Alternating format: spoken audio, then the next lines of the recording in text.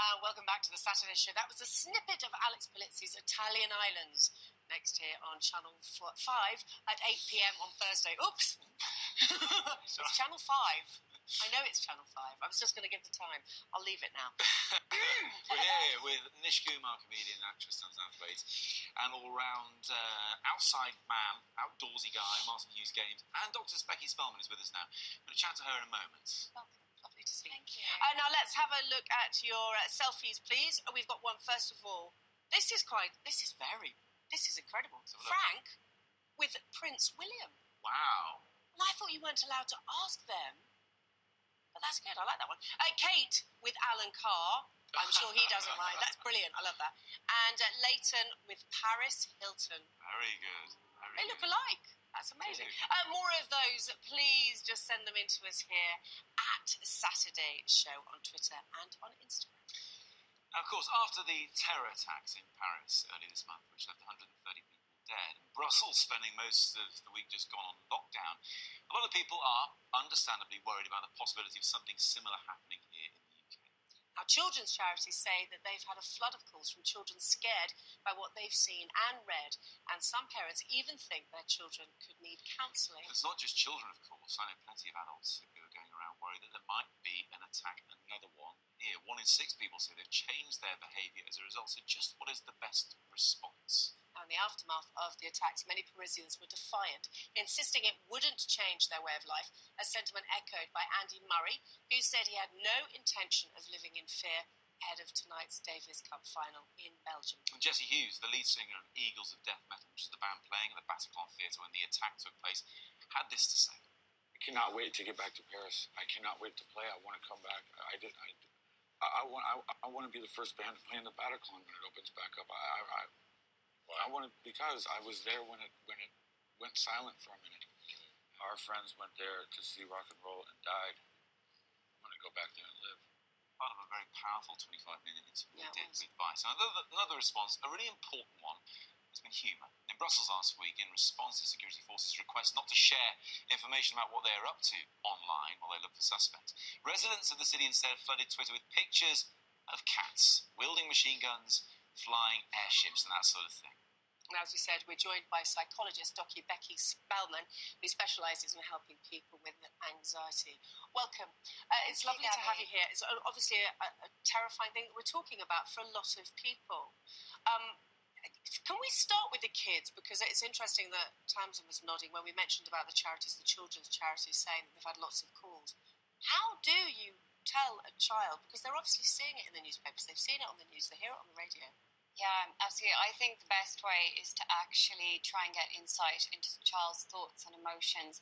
So just asking questions, what do you think of what's going on in Paris? And actually just find out about the emotional world of the child, maybe not leading by saying, are you anxious about what happens in Paris, not feeding that anxious message to the child, but actually just getting some insight and having some open conversations about it. What happens if a child says, though, that off their own bat and you're not putting it into them? What if a child says, you know what, I'm too scared, I don't want to go into town, I don't want to go to the theatre, I don't want to go out to eat? Yeah, I think it's really important to find out more about what your child is thinking, but then actually correct any mistakes in their thinking and actually feed some positive information and reassurance. But also, if they're very anxious, not feeding into that by not going to these places, and also being a role model for your children, not avoiding things because of what's happened. Now, you've had that conversation, haven't you, with your girls? Yeah, I think mine just saw me watching the news a lot just after it, and I didn't know how to approach it. And I think she saw me get visibly upset, so I tried to explain it in a child-friendly way, and I said, everyone's different and a terrible thing's happened. And she said to me, Mum, there aren't real villains in the world. And I thought, I'll just leave her with that, because that's a really lovely outlook. Sometimes it's true, isn't it, Becky? What you don't say is as important as what you do say. Yeah, absolutely. I think for a child who's still innocent, innocence is bliss and ignorance is bliss in that way. And why feed any more negativity? Because there's a lot of negative images out there right now. And we need to look at the more positive stuff as well. I think watching too much of this stuff can be unhealthy for people because they may actually get the message that it's very negative. You talk about watching the news. I mean, my girls, 6 and 4, watch me doing the news, and you become acutely aware when that's the case. We use words like mass massacre and atrocities and terror attacks, you think, well, how am I going to explain this if they see me talking about it, when I get home? Also, you've got older kids. You must have had those conversations over the years. Yeah, we've had those conversations. They're very robust about it. And they're much older, 26 and 24. Yeah. And they say, no, Dad, we're not going to... It hasn't changed the way... We're aware, we think about it, but it's not going to change the way that we behave.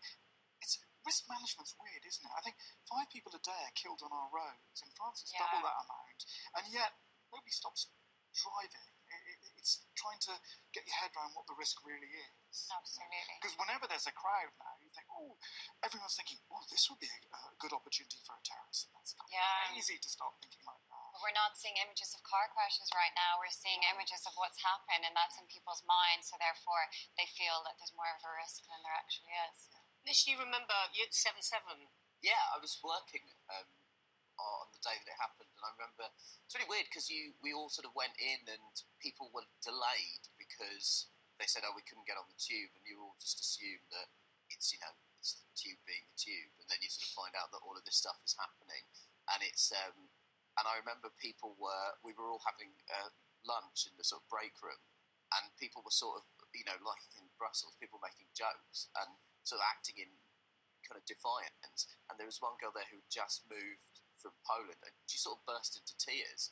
I mean, you realise that actually she's come into this country and suddenly this horrible thing has happened, and we're being very sort of British about it, and you suddenly see it through her perspective, and you go, yes, it is terrifying, and we have to accept that there is just a genuine risk now. But that's the thing, Becky, isn't it? It isn't just a British response. Humour seems to be a tonic, as we've seen for everybody around the world. How important is it, and obviously timing is a big part of this, to respond with a positive attitude? I think it's a coping strategy, and it's great when people can use that in a positive way. We see it amongst medical staff a lot, and some people say people who work in emergency rooms have sick sense of humour or kind of dark sense of humour, but how else do they cope and go on and see the next patient and compartmentalise what's just happened? So I think that definitely the use of humour can help people cope, and if that's what works for you, then great. I've had a view as well, doing stand-up at a time like this. Yeah, I was gigging the next night. I did a gig and then went to watch my friend do one round the corner. And you sort of thought, I don't know, and I cover current events and, some of the material touches on issues around this kind of stuff. And I thought, maybe there'll be a sort of anxiety about it. But it seemed like, it was almost like a release for all of us, And I went to see my friend's show and he sort of came out and was like, this has happened and we're all here and it almost seemed cathartic for people to go and watch someone just be funny for an hour. I really enjoyed watching him perform that night and feeling part of a crowd of people just relaxing and almost like exhaling. That's such a good point, actually. Being part of a crowd of people because we're all feeling exactly the same. Yeah. Being able to laugh. Best medicine, as you said. Thank you, Becky. Thank you.